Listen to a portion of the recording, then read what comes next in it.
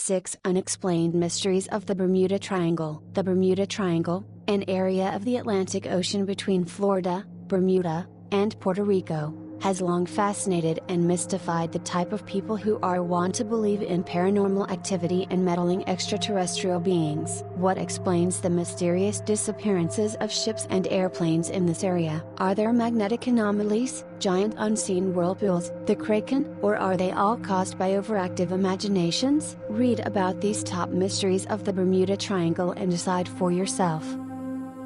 1.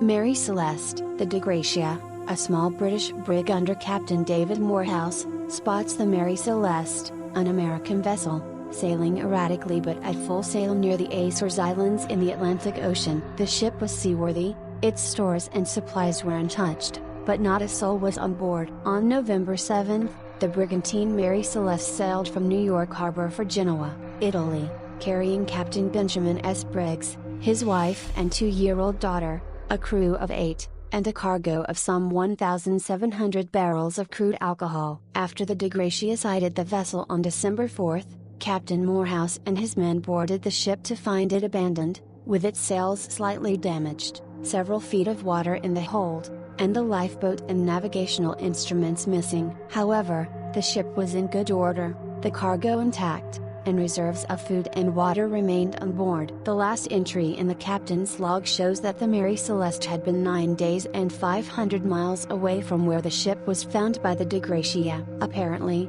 the Mary Celeste had been drifting toward Genoa on her intended course for 11 days with no one at the wheel to guide her. Captain Briggs, his family, and the crew of the vessel were never found, and the reason for the abandonment of the Mary Celeste has never been determined. 2. DC-3. On December 28, 1948, the flight Douglas Dakota DC-3, NC-16002, took off at 10:03 p.m. from San Juan Airport of Puerto Rico heading for Miami, Florida. While it was only 50 miles south of Florida, it sent the last message to indicate its position. Only 20 minutes to go, the flight was never seen or heard of again. It disappeared in the Bermuda Triangle area with all its 28 passengers and 3 crew members. This was the first instance of a DC-3 aircraft disappearing. There were subsequently 2 more such cases, all of them happened within 50 miles of Florida Keys. The Keys is a string of small islands just south of Florida. Douglas Dakota, or the DC-3, has been probably the most reliable aircraft ever designed and built. There were more than 10,000 DC-3 planes manufactured, and still hundreds remain in use. These are propeller-driven aircraft and not jet planes. The economics and practical consideration have still kept them in use, although small jet planes are now gradually replacing them. You will see lots of these aircraft in Florida and also in the whole of Caribbean and Bahamas. Their job is mainly island hopping. Because of small distances between the islands and also short runways, the big jumbo jets are usually unfit for such activities, and DC-3 is ideally suited for this. The DC-3 is also widely used as private charter planes by many airlines and also for spraying pest controls from the air, particularly mosquito killers. At 7:40 p.m. on 27th of December 1948, the DC-3 landed at San Juan Airport in Puerto Rico. It came from Miami and was scheduled to return after a short halt at San Juan. Captain Bob Lindquist reported to the ground engineers that the light indicator for the landing gear did not come on at the time of landing. The ground crew immediately started the checks and figured out that the battery was weak and running low on water. The stewardess Mary Burks was busy deplaning the passengers, and the co-pilot Ernest Hill was going around the aircraft for routine checks. The ground crew refilled the battery and informed the captain that it would take several hours for the batteries to recharge fully. The captain, however, decided not to wait that long and rather charge the batteries in the air from the aircraft's own generator. So at 8:30 p.m. the DC-3 was all set to depart from Miami. By this time, Mary Burks had on board 28 passengers for the return trip. However, There was a lot more annoying wait before the plane could finally take off. The radio transmitter in the aircraft was not working properly due to the low battery, so the aircraft was asked to wait at the end of the tarmac. The head of Puerto Rican transport drove to the plane to talk to the captain. Lindquist informed him that he could clearly receive the messages but could not every time send messages due to the low battery. Finally, at 10:03 p.m., when all seemed to be okay, the flight was allowed to take off. The captain was advised to stay close to San Juan till the two-way communication was fully established from the air. The flight circled the San Juan city for 11 minutes, and once the both-way radio communication was confirmed, it started its journey out towards the sea from Miami. Next, at 11:23 p.m., the Captain Lindquist sent his routine radio transmission to indicate the flight position. It was at 8,300 feet altitude and reported ETA 4.03 a.m. at Miami. But finally,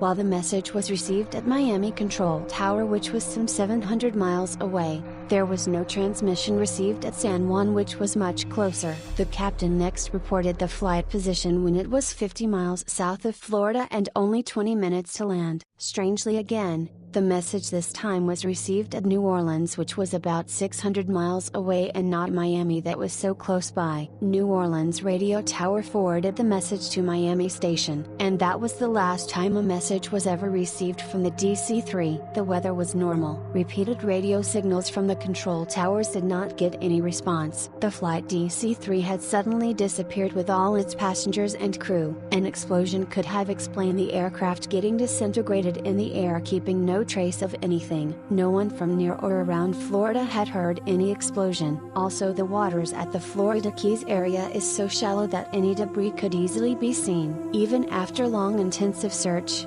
there was nothing found. Many believe that the transmitter of the aircraft was faulty, and therefore the captain did not receive a message sent from Miami radio station at 12:15 a.m. informing that there was a change in wind direction from northwest to northeast. As a result, the plane could have been blown 40 to 50 miles south and off its course by the wind. Then they would have got lost, had run out of fuel and crashed. The Gulf Stream would have dispersed all the debris and bodies. This also looks improbable because when the captain last reported its position, it was 50 miles south of Florida. There was no need for the aircraft to go south of Florida to reach Miami, so the captain knew that they had been moved off course by the wind and would have used the in-flight positioning instrument to fix the position of the flight. One thing for sure, whatever may have happened, would have happened suddenly and very fast. The real mystery of Douglas Dakota DC-3 in Bermuda Triangle remains unsolved till date.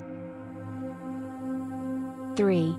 SS Marine Sulphur Queen. SS Marine Sulphur Queen was originally a T-2 tanker built in 1944. There were many such tankers built by the U.S. during World War II to carry oil. However, in 1960, this 524-foot tanker was converted into a carrier of molten sulfur. For that, they had to modify the ship's internal structure and build huge sulfur-carrying tanks. These tanks would always be kept heated up at high temperatures so that the sulfur remained molten. On February 2, 1963, Marine Sulphur Queen started her ill-fated voyage from Beaumont, Texas, destined towards Norfolk. She was carrying over 15,000 tons of molten sulfur and 39 crew members on board. She was last heard on February 4 when a routine radio message was received from the ship. There was nothing unusual in the message. However, subsequently, when all efforts to communicate with the ship failed, a massive search operation was launched. After 19 days of sea-combing operation, the rescue team found only some debris and life preservatives. There was no trace of the ship or its crewmen. The ship had simply disappeared somewhere in the South Florida Straits. 4.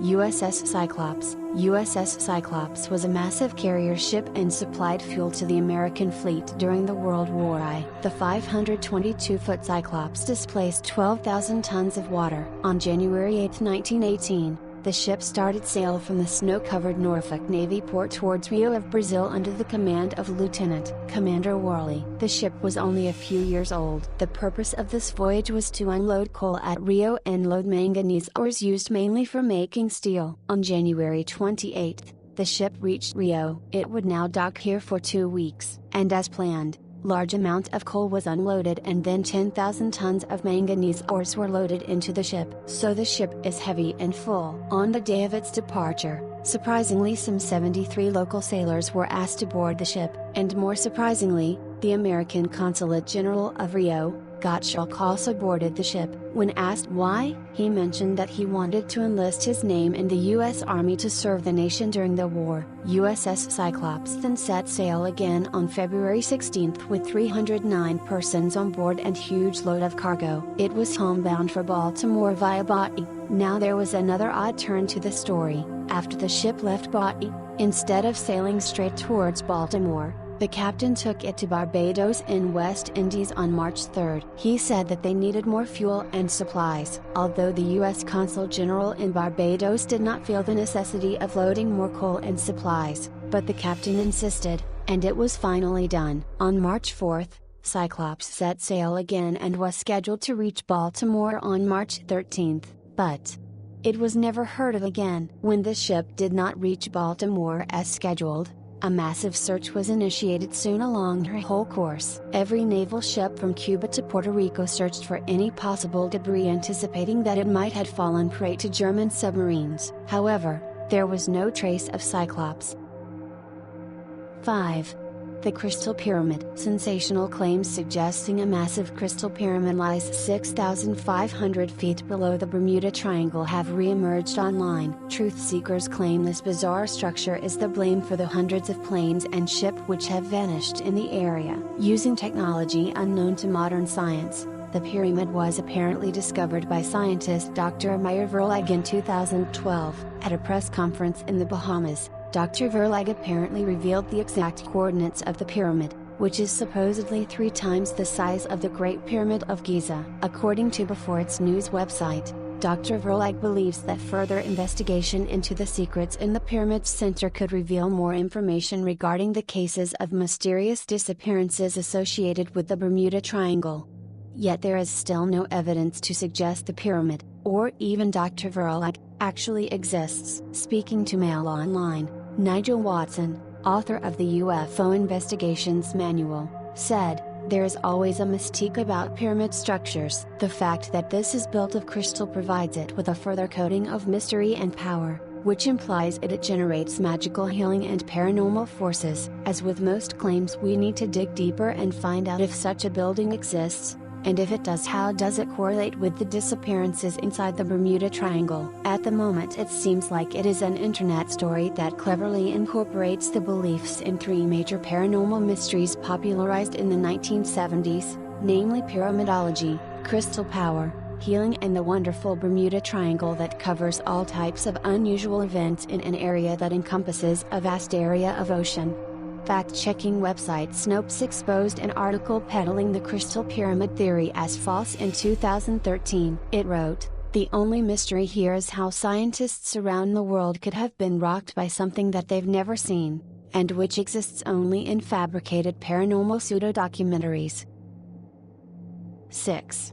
Flight 19. It began as nothing more than a routine training flight. At 2:10 p.m. on December 5, 1945, 5 TBM Avenger torpedo bombers took off from a naval air station in Ft. Lauderdale, Florida. The planes, collectively known as Flight 19, were scheduled to tackle a 3-hour exercise known as Navigation Problem Number 1.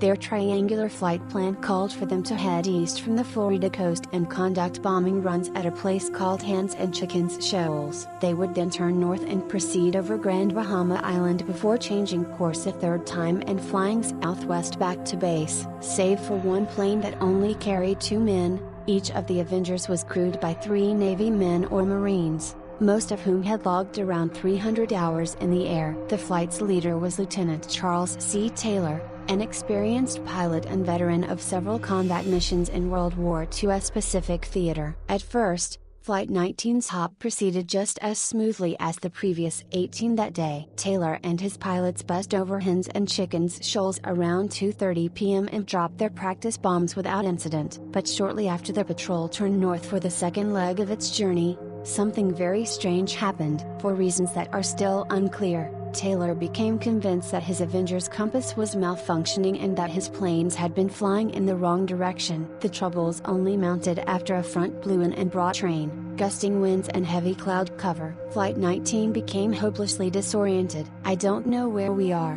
one of the pilots said over the radio. "We must have got lost after that last turn."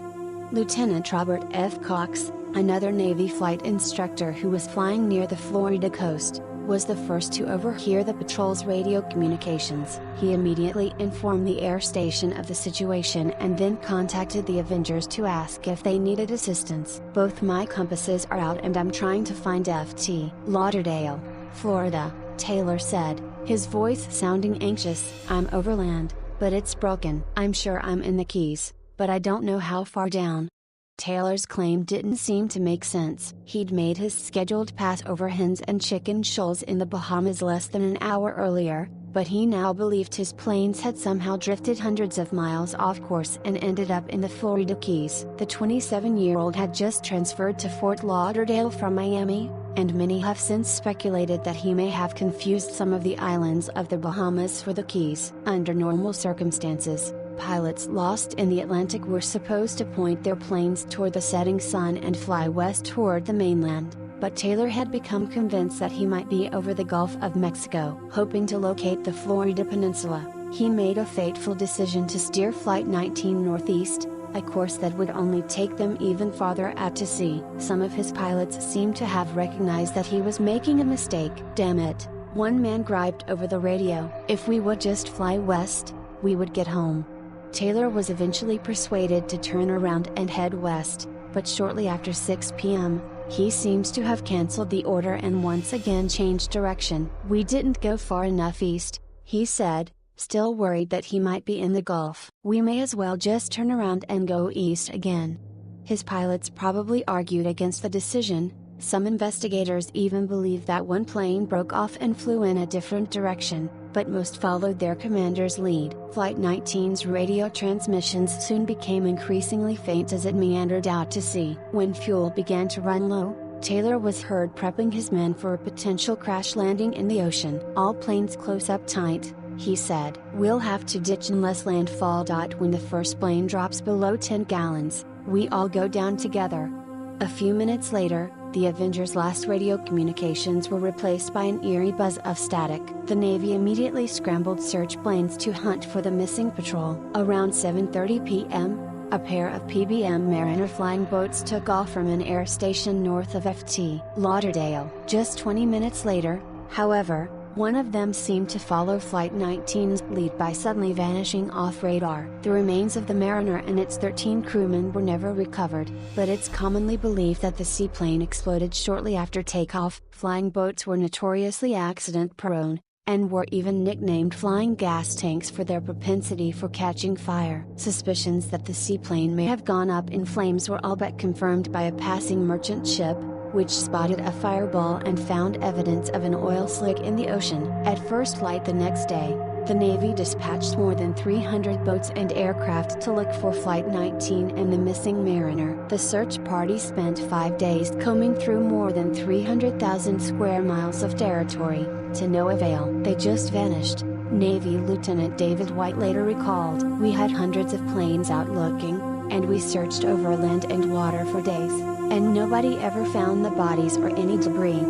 A Navy Board of Investigation was also left scratching its head. While it argued that Taylor might have confused the Bahamas for the Florida Keys after his compasses malfunctioned, it could find no clear explanation for why Flight 19 had become so disoriented. Its members eventually attributed the loss to causes or reasons unknown. The strange events of December 5, 1945 have since become fodder for all manner of wild theories and speculation. In the 1960s and 70s, pulp magazines and writers such as Vincent Gaddis and Charles Berlitz helped popularize the idea that Flight 19 had been gobbled up by the Bermuda Triangle, a section of the Atlantic supposedly known for its high volume of freak disappearances and mechanical failures. Other books and fictional portrayals have suggested that magnetic anomalies, parallel dimensions and alien abductions might have all played a role in the tragedy. In 1977, The film Close Encounters of the Third Kind famously depicted Flight 19 as having been whisked away by flying saucers and later deposited in the deserts of Mexico. Even if the lost patrol didn't fall victim to the supernatural, there's no denying that its disappearance was accompanied by many oddities and unanswered questions. Perhaps the strangest of all concerns Lieutenant Taylor. Witnesses later claimed that he arrived to Flight 19's pre-exercise briefing several minutes late and requested to be excused from leading the mission. "I just don't want to take this one out," he supposedly said. Just why Taylor tried to get out of flying remains a mystery, but it has led many to suggest that he may have not been fit for duty. Also unexplained is why none of the members of Flight 19 made use of the rescue radio frequency or their plane's ZBX receivers, which could have helped lead them toward Navy radio towers on land. The pilots were told to switch the devices on, but they either didn't hear the message or didn't acknowledge it. What really happened to Flight 19? The most likely scenario is that the planes eventually ran out of gas and ditched in the ocean somewhere off the coast of Florida, leaving any survivors at the mercy of rough seas and deep water. In 1991, a group of treasure hunters seemed to have finally solved the puzzle when they stumbled upon the watery graves of 5 World War II-era Avengers near Fort Lauderdale. Unfortunately, it was later found that the hulks belonged to a different group of Navy planes whose serial numbers didn't match those of the fabled Lost Patrol. Many believe the wrecks of Flight 19 and its doomed rescue plane may still lurk somewhere in the Bermuda Triangle, but while the search continues to this day, no definitive signs of the 6 aircraft or their 27 crewmen have ever been found, or their 27